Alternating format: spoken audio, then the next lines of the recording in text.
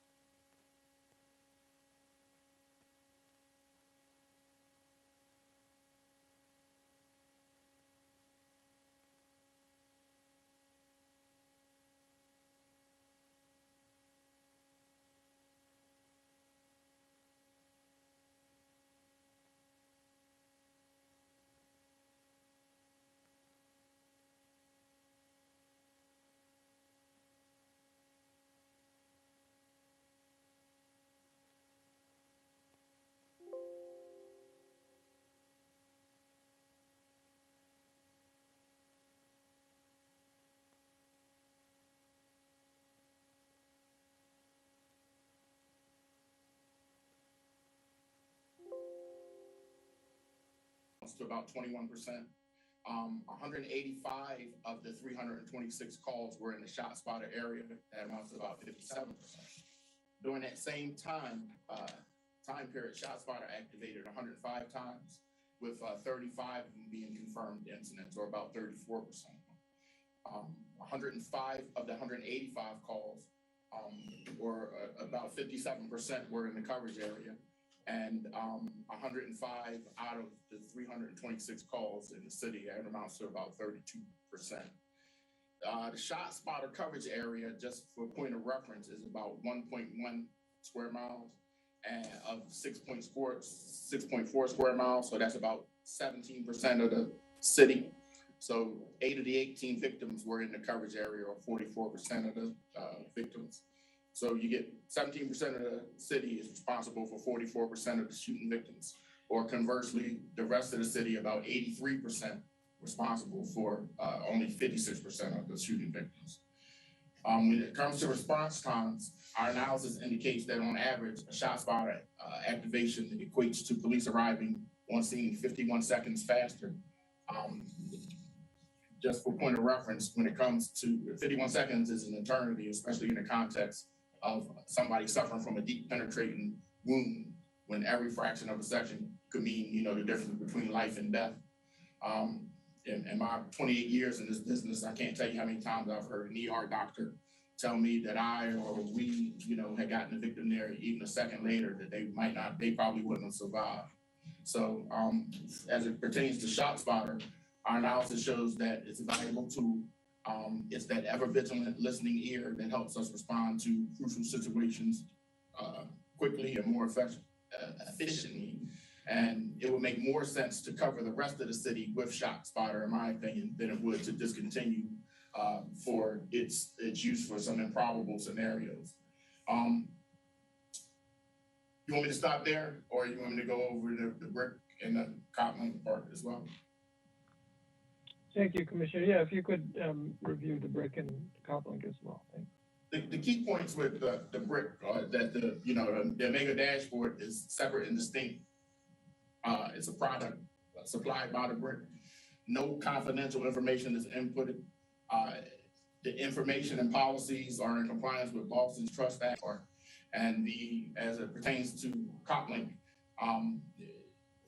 it's critical to point out that Homeland Security, the Enforcement Removal Operations Section, doesn't have access to any of the data.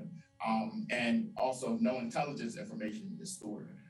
Only Homeland Security investigations, which focuses on stuff like human trafficking and other crimes against persons, have access to that information. And one of the other key points is that should be pointed out or made known is that any third party who requests data would be directed by the BRIC to the individual agency where they requested, whose data they asked for. So the BRIC wouldn't release any information. They would send them right to Cambridge, who would obviously act in accordance with our values and rules and policies. Thank you, Commissioner. So at this point, I'll open it up to any clarifying questions from committee members, and then we'll have public comment, and then we can have further discussion. And also, I'll note that the mayor is unable to attend, but has representation to her staff at this meeting. So any questions from my colleagues, and please raise your hand in the Zoom or wave me down in the video.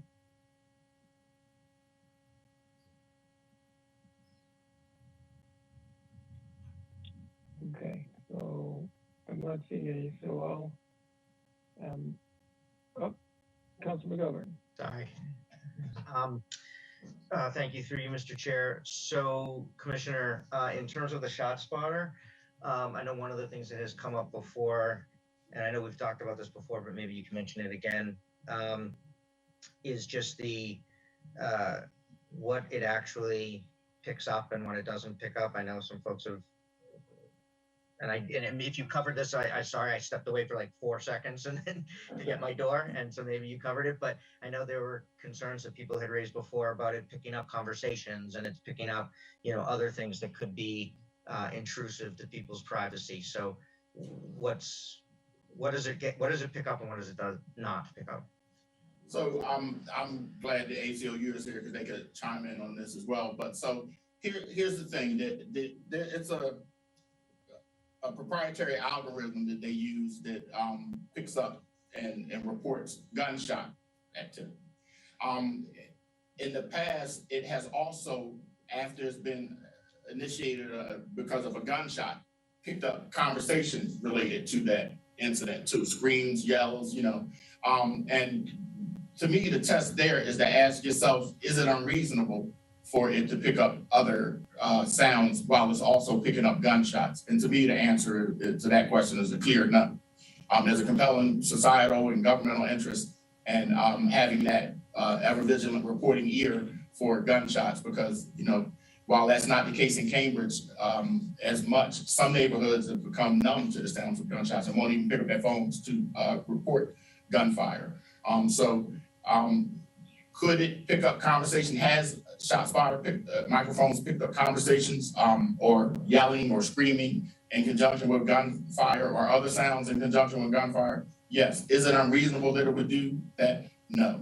Also, I should point out that we don't get the Shotspotter information and audio footage. All we get is after the information or the incident is reviewed or confirmed in Shotspotter headquarters in California or at a location in California, the snippet of the gunfire sound, the incident is sent to us through automated notification through a web-based platform. So it's not like we could ever listen to any microphones anyway. Thank you. Thank you, Mr. Chair. Thank you, Councilor. Mr. Falcon Morano, did you have a question about Shotspotter? Yes, sure. Thank you, through the chair. My question here is, I'm seeing that were a total of 326 calls for gunshots, but I don't see how many times was the Shotspotter activated in the same period, 105 times, with 35 being confirmed shooting incidents. So I was wondering if the company that owns this algorithm provided any explanation and as to why this accuracy is kind of bad. It picks up more things than gunshots, right? According to these numbers. Sorry, just for the record, Mr. Falcon Morano, if you could just briefly introduce yourself. Sorry. Hello, hi all. My name is Emiliano Falcon Morano. I'm the Policy Counsel for the Technology for Liberty program at the ACLU of Massachusetts. Thank you. If that question was directed to me through the chair. Yeah, so sometimes the algorithm picks up gunshot-like incidents as far as fireworks, cars backfiring. Sometimes immediately when I hear the sound over the web-based application, I can tell it was a nail gun at a nearby construction site or a car driving over one of the metal plates right away. But sometimes the algorithm does confuse those incidents for gunshots as well. And when you look at it, the analysis, you'll see that the algorithm is far more accurate than the human ear, which has accurately depicted the sound of gunshots about 20% of the time, where the algorithm here in this city is almost double that accuracy. Through the chair, thank you, Chief. Thanks. Councilor Carlone? Thank you, Mr. Chair. Commissioner, you mentioned that this technology enables our police to help a victim 51 seconds faster. What is the normal? What is that compared to? Are we talking about a 3-minute police arrival versus almost 4 minutes? So through the chair, Councilor Carlone, and it depends on which year that we looked at it over a 6-year period. So in 2015, 1 seconds faster. Fast forward to 2020, on average, we responded 85 seconds faster. So when any 1 second can mean the difference between life and death when you're suffering from a deep penetrating wound like a gunshot wound, 1 second is too much. A 1 second delay could literally mean the difference between an individual surviving a gunshot wound and not making it. Yeah, I thank you, and I could see that. But my question is, what is the average time? Is it a 4-minute cycle where we save 80 odd seconds?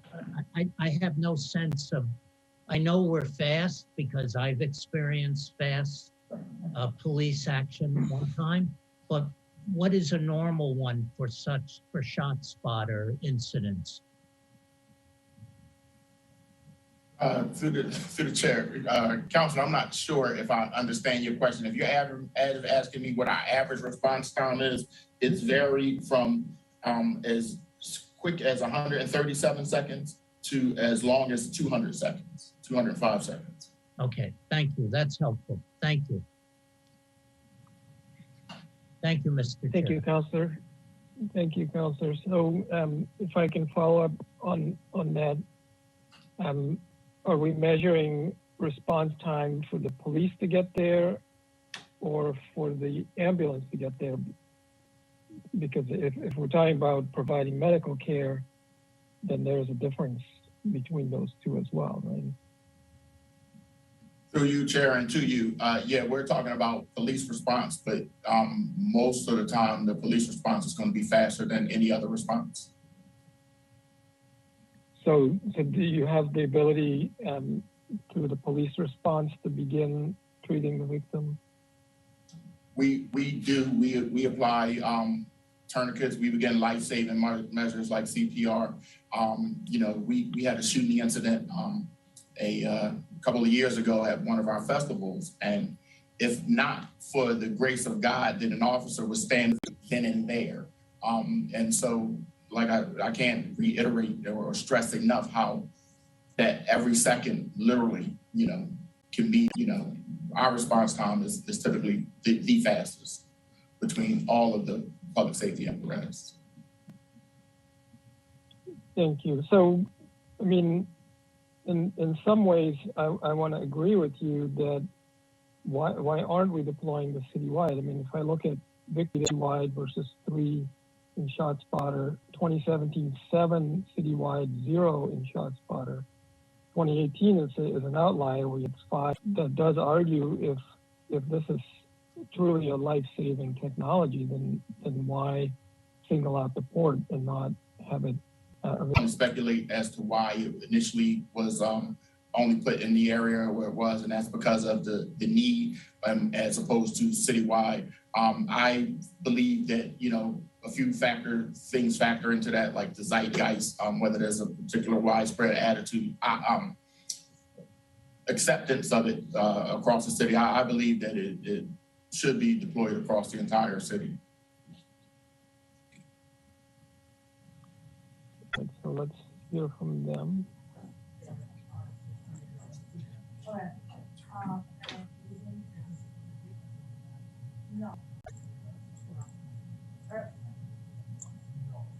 So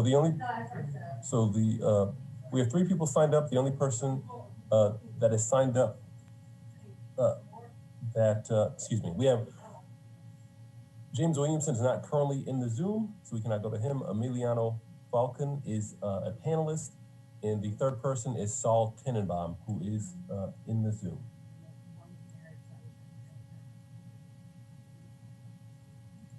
So Saul, you can go ahead.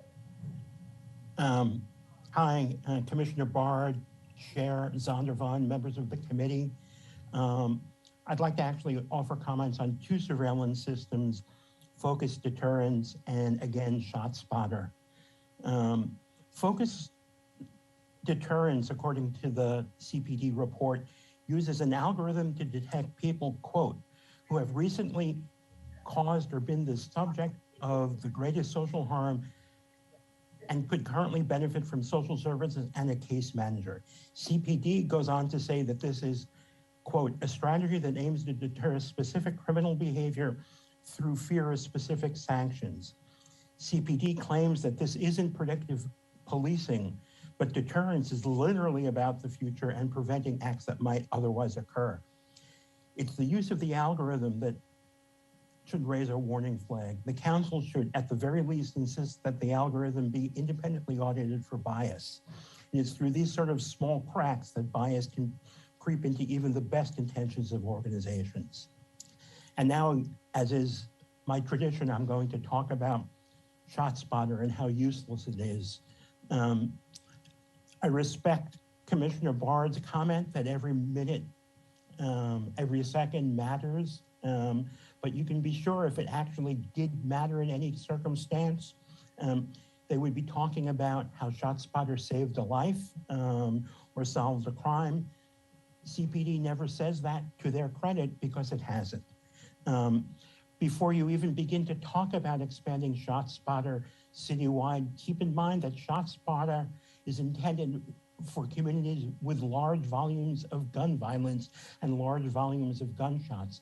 We are thankfully not that. And I can say no other thing that the thought of expanding Shotspotter citywide is insane. If the city ever spends $1 on that, it's just a sign that we have too much money. I'll point out that the CPD data analysis isn't really a statistical analysis. They're just offering numbers without any sense of statistical significance. And again, there's nothing about actual outcomes. The commissioner talks about listening to Shotspotter reports that turn out to be a metal plate or firecrackers. Shotspotter clearly drives police response, and it is deployed in a particular neighborhood with particular demographics. Since Shotspotter does suffer from these false alarms, that's the disparate impact that the surveillance ordinance speaks about. If the city wishes to be true to its commitments to racial justice, civilian oversight of surveillance, and the reinvention of policing, it should really reconsider using Shotspotter at all and not expanding it. Thank you. There are no further public commenters. Any follow-up questions or comments from committee members on Shotspotter?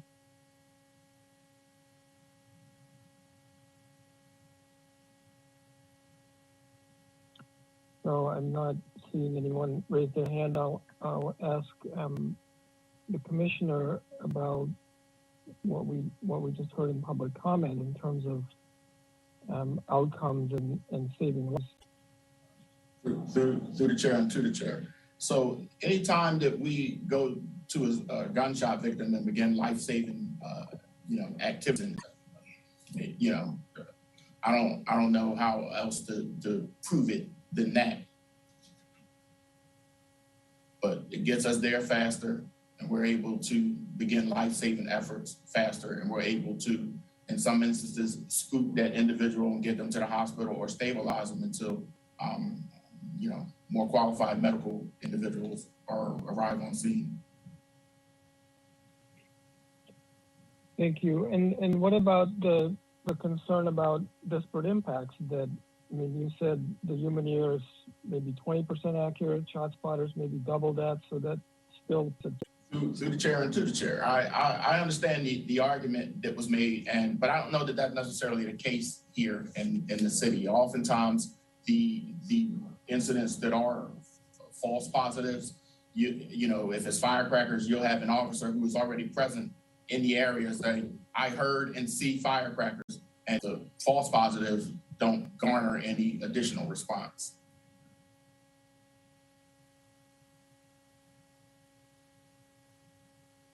Okay, and what about the perception question, right?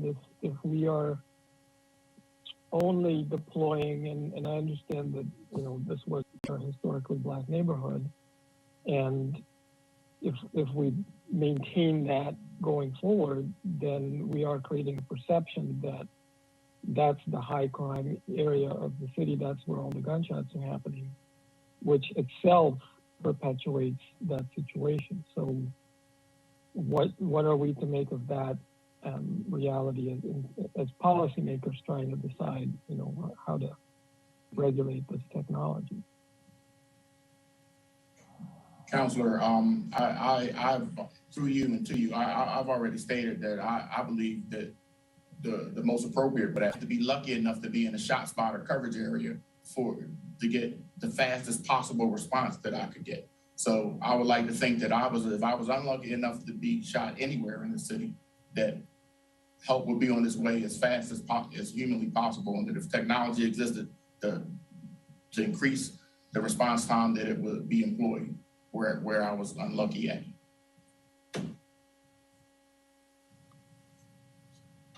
Okay, and to you, Chair. I'm unsure of what the citywide cost would be. I think at some point I had that number. I know right now the technology costs about $50,000. Okay, unless there's more questions, I see Councilor Sabrina Wheeler raise his hand.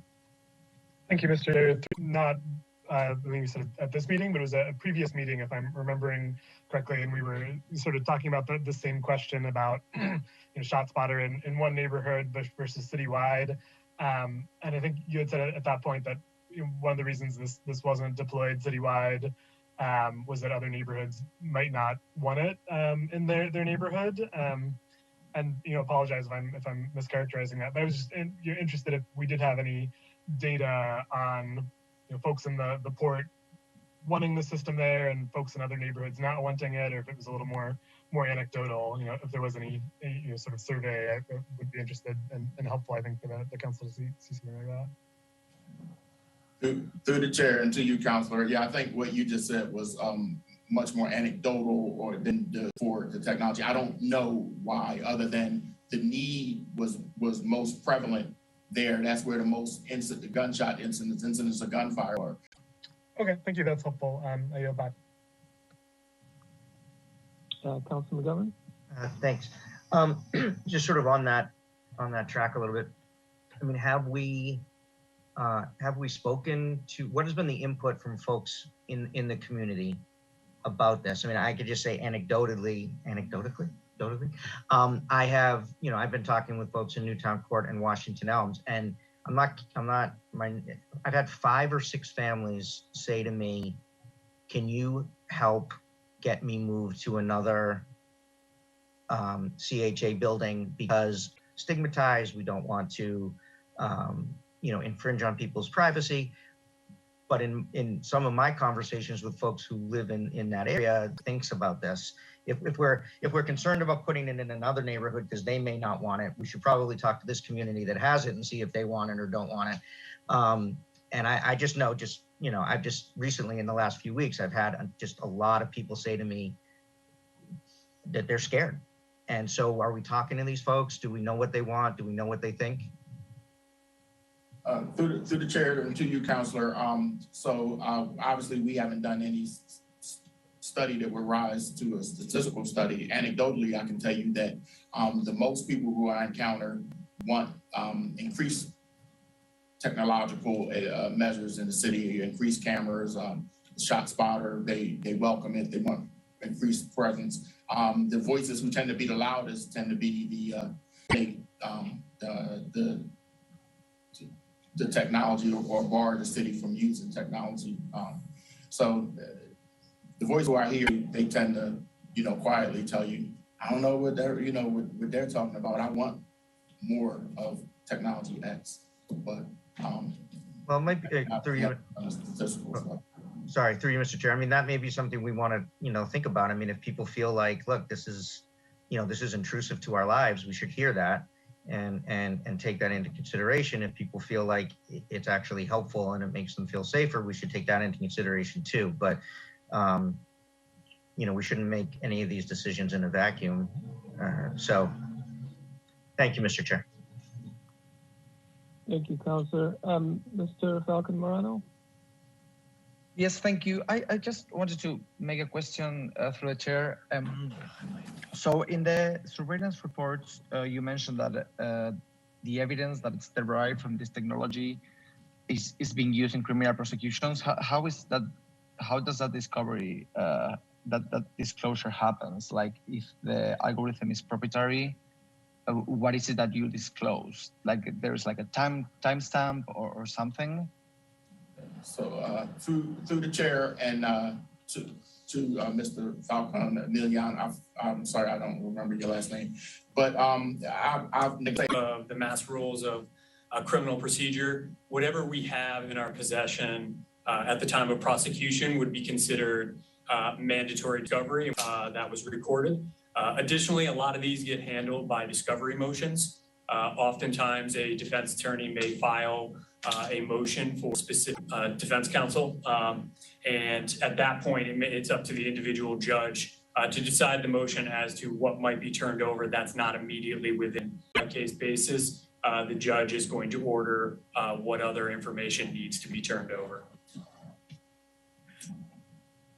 Through the chair, thank you. Thank you. Commissioner, I wonder if you could also address the issue that was raised in public comment about the focus deterrence and the algorithm that's used there. To the chair and to the chair. Yeah, so when I arrived here in 2017 and I saw the focus deterrence thing, the first thing I said to myself and to meet it here that it's not done that way, that it's based on social harm. So it basically calls the recency of those incidents. So something that happened 10 years ago that doesn't, really, it doesn't impact and it's not weighted as something that this isn't something that we impose on you. We say, listen, we noticed that, you've been a victim here, you've been a perpetrator here, whatever, but all selective in using it. We haven't used or the program in 2 years. We haven't used the focus deterrence algorithm. We're very different. So I think I'm going to close out the discussion on Shotspotter, and I'll just say that, I think but I think there are some questions in our minds and in people in the community as to, whether, and we're also, as you know, because you've led some of this conversation, we're having conversations about alternative and, how do we respond to that, right? If we're only responding in a punitive way, that's one thing. If we're responding in a way that tries to prevent further harm, that's another. So I think we're going to have further conversation as we reconsider our approach to public safety, how this technology fits in to that overall picture. But thank you for providing the data that we requested and for discussing it with us today. Really appreciate that. So I'll turn it over now to Mr. Falcon Morano from the ACLU to discuss the overall surveillance policy for the city. Through the chair, thank you, Councillor Sondervan. Well, good afternoon, everyone. I might have to turn off the camera because of connectivity issues. My name is Emiliano, as I introduced myself before. My name is Emiliano Falcon Morano. I'm the Policy Counsel for the Technology for Liberty program at the Institute of Massachusetts. And today I'm here because I want to give 3 main considerations. The first one is a consideration about the Metro Boston Homeland Security Region and Cambridge relationship with the City of Boston.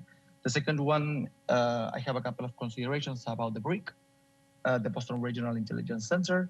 And finally, I will address the surveillance use policy, which we think needs a lot of work. So let's get started. First, I want to call the attention to the situation that happened a couple of weeks ago when the City of Boston Office of Emergency Management tried to put forward a contract that would upgrade the system to link all cameras in the cities and towns in the Metro Boston Homeland Security region. We are generally concerned about how the city of Boston manages this surveillance and the security, the money it receives from the federal government, and also its relationship with cities and towns governments in Eastern Massachusetts, including, of course, Cambridge. So we are particularly concerned with the inability of town and city governments to perform sufficient oversight and accountability of the Metro Boston Homeland Security region related activities when those activities are themselves shrouded in secrecy. To date, we know that decisions about how to spend the Metro Boston Homeland Security Region funds, which are the UAC funds, have effectively been made only by a group of unelected police officers representing the cities and towns in the Metro Boston meetings. In this case, we know, as the chief today mentioned, that the money for the Shotspotter comes from the UAC. And we know this because, well, the city of Cambridge is very open and there is the surveillance ordinance here. But that is not the case in other cities and towns. So today is a good opportunity to remember how smart and how useful and how thoughtful was for the city of Cambridge decision to keep the DHS, the Homeland Security cameras, turned off back in 2009. Second, we are immigrants and immigrant youth in ICE's crosshair, collects, shares, and uses information derived from racially biased surveillance in 2015. And it also shares information with big corporations through the BRIC shield, while at the same time refuses the public's right to know by taking. I really want to raise these issues in this committee because we think that the BRIC is really bad. The intelligence that it does is surveillance policy. Back in November 2020, we sent a detailed analysis of what we think ought to be changed in this policy. So we can send you the privacy and civil rights and civil liberties. In this vein, it should provide for strong safeguards that prevent the abuse and misuse. Written, the policy does not protect the civil rights or civil liberties interests of Cambridge residents, and worse, sometimes it undermines the purpose of the ordinance. So first of all, we have Section 2, and the permissible purposes and authorized use of surveillance technologies in departments other than the police departments. So each time the City Council approves a surveillance technology, that approval is for the use of that technology for a specific permissible purpose. The policy should not say that. I will forward to you if you want, because we also work with this in other cities like Somerville. So we already have been dealing to prevent vandalism in public parking lots. There is evidence to show that video surveillance does not prevent threats to persons and property. So it is ordered to say the least precise. We would think that should be more precise. Also, Section 2 should be modified to include explicit prohibitions, at a minimum, prohibitions of using surveillance technology or surveillance data to monitor people based on protected class, such as race and ethnicity. So we believe that there should be explicit prohibitions for Section 3, for this section, because it merely parrots the ordinance and brings confusions when it comes entirely removed. Also, it parrots the language, and for example, Section 3A does not conform with Section 128. Section 3B imposes less reporting requirements than what the ordinance requires. The policy should not be used to water down the ordinance. This section should refer to the process information required to be reported by the ordinance can undermine public safety. And this is not true, and the City of Cambridge cannot allow the system by which people know what technologies are being used. The surveillance ordinance doesn't require to disclose the use. Section 4, oversight. The department heads and the compliance officers should also ensure compliance with the ordinance, not only with the policy. This should not be this way. The policy should always conform with the ordinance. When it comes to accurate and up-to-date, especially if they use the data to make decisions about individuals, this presents certain obligations that they are being created by the policy. Section should differentiate between the purpose limitation and data minimization. There are two data principles that are different. Purpose limitation means that the information has to be, data minimization concerns the amount of information collected. So it has to be adequate, relevant, and limited to what is necessary in relation to the purpose. Section 5C about data access. This section has to be strengthened to include a requirement for surveillance data, including time and data, and if possible, the reason for the access. This presents certain obligations that are being created by the policy. Again, this is not correct. The second paragraph's exception have to be provided in advance to the City Council for approval. Here, they are merely noting that they might Section 5 when it comes to public and third-party access. The term information in the second paragraph is vague because it looks like it means the surveillance data itself. And if that is so, the widespread release of surveillance data is not advisable, both because of its negative impacts on privacy and because it could end up in the wrong hands, like ICE, an abusive spouse, etc. Their privacy should be protected through redactions or whatever method or any other method. Number 8 is being used to water down the ordinance. And a good policy should be written to effectuate the ordinance, not to be creative. When it comes to the appendixes, each city agency must be very detailed when it comes to answering or filling these appendixes. Generic answers are not enough. In instance where the technology was investigated, just provide some more information or data to the council that's going to ultimately decide whether to approve this technology.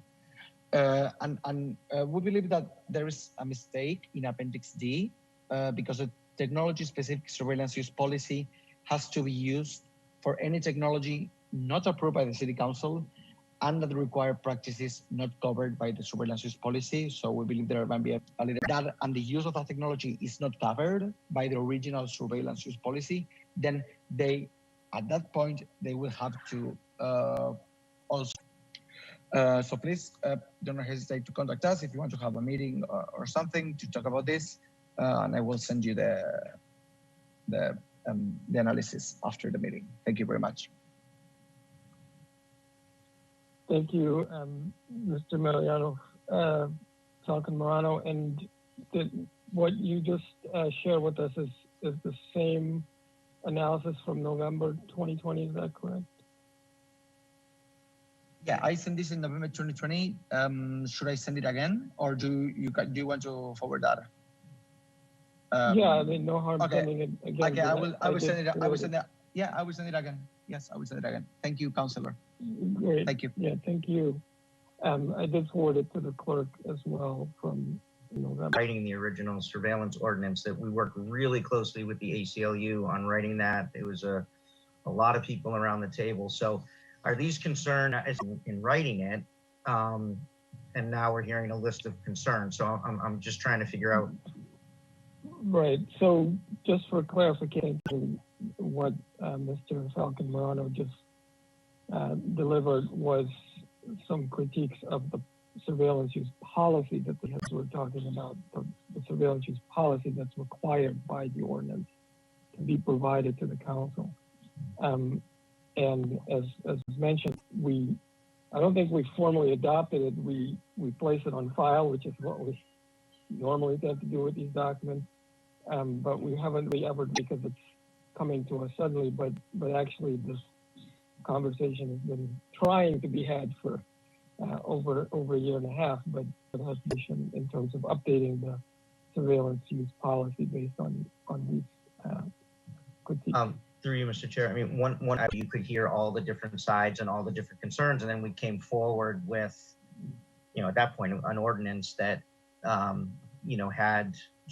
had go in terms of moving this forward, rather than us as a committee saying, okay, we're going to file all these amendments to the policy based on, because we just got a list, but it's hard to digest all of that. And to go through each one of these things individually with the police commissioner, with the city, with everybody to say, all right, that was really helpful the last time we did that. It worked really well. So. Thank you, Councilor. I couldn't agree more. I think that we were aware of this critique from the ACLU, but it's not something that we would vote on and see if we can have some dialogue around making changes to the surveillance use policy, but that's ultimately up to the administration to do, and then to present it back to us, to the council, if any amendments are made. Any other questions from my colleagues about the surveillance use policy? Council. Clerk receives the comments from the ACLU that you will distribute it to the committee as well? Attached to the committee report. Great, thank you. And thanks to the ACLU for the work on this. Another aspect of our duties under the ordinance is to receive from the administration every year an annual, and I did not request for all the departments to be present today because I anticipate that for most of these items that for departments that are not present, we can certainly forward those to them as well. A question to the commissioner.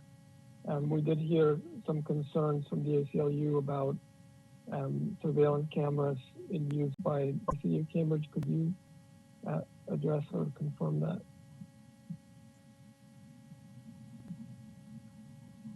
To the chair, they're not in use and haven't been active in more than a decade.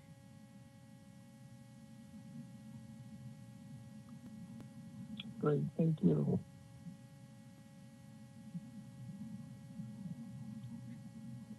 Okay, so I'm not seeing any other questions from my colleagues, so we can entertain a motion to send the annual surveillance report back to the city council, where I guess we will vote to accept it.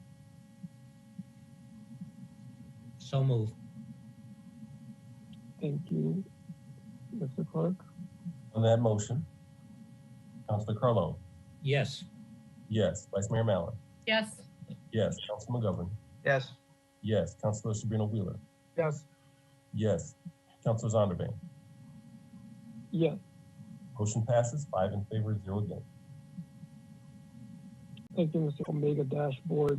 Mr. Clerk, I guess, do we need to refer that back to the council or do we place it on file? I'm not sure what the last piece while you do that is the surveillance use policy itself. And as Councilor McGovern indicated, I think that some dialogue is warranted between the administration and the ACLU. We're happy to have a chance to have that dialogue. Sorry, through the chair, thank you. Yes, we will be very happy to be part of that. Great, thank you.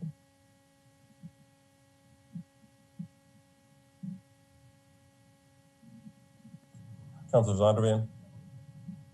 Yes. On the surveillance, on the STIRs, the motion would be to refer those back to the city council to be placed on file. Okay, and the data report as well. And just for the record, this is on referring what had been as part of the community's Public Safety Committee report on October 7th, 2020 regarding data on Shotspotter, the Omega Dashboard, and COPLINK. On referring communication. Yes. Yes. Councilor Sabrina Wheeler. Yes. Yes. Councilor Zondervan. Yes. Motion passes 5 in favor, 0 against. Great.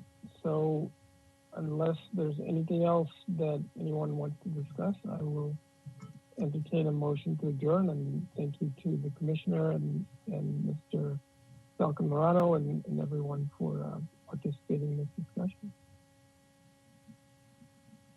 So moved. Thank you. On that motion? On that motion, Councilor Carlone. Yes. Yes. Vice Mayor Mallon. Yes.